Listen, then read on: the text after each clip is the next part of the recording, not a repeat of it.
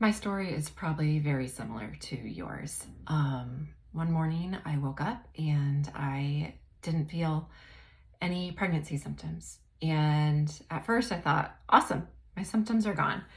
And then I started questioning things and started Googling what could be going on, why my symptoms would just go away.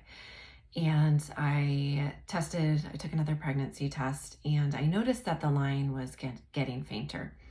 And um, and this kept happening. I kind of started obsessing about my pregnancy tests, and the line kept getting fainter and fainter. And then I started bleeding.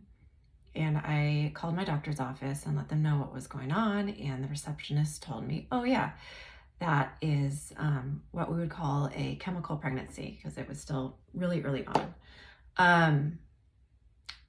That's a term that I hate. I hope at some point that term changes. However, I went through that 4 times and had the same experience over and over, where I would get pregnant and then my pregnancy symptoms would go away, and I kind of obsessed over the pregnancy tests, and I kept losing the babies. And where I am, you aren't allowed to really get help unless you've had 3 miscarriages. So after 3 miscarriages, I went to a fertility clinic, and we did some work, and eventually I was able to carry my son to term, and he was born. And that's not where my story ended. We ended up getting pregnant again, and this time I did not realize that I was pregnant until I was past the point I normally would have a miscarriage. And so my husband and I thought that, okay, we're in the clear, things will be fine, this one's gonna stick. And at about 9 weeks, I started spotting, and because of my history, my doctors wanted to keep a close eye on me, and I went in, and the doctor told me that there was no heartbeat.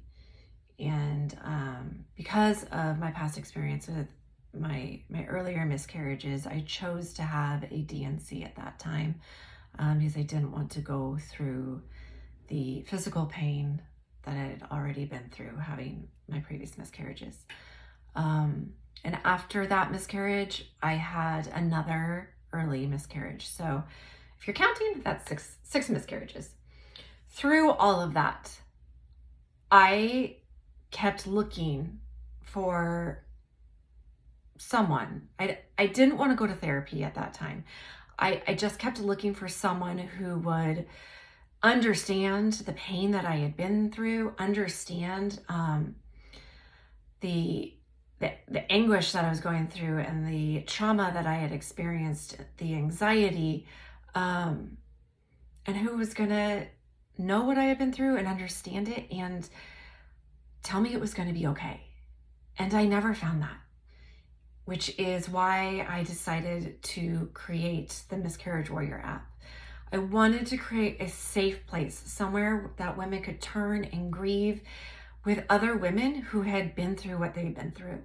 A place where they knew that they weren't alone, where they didn't feel shamed for what they were going through, and where they were going to be listened to and understood.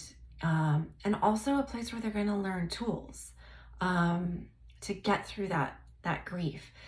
So I created the Miscarriage Warrior app. And after I created that, I realized there aren't a lot of tools to help us. I was still experiencing grief years later, and it was showing up in anxiety. It was showing up in depression, PTSD, and kind of pulling back from my family.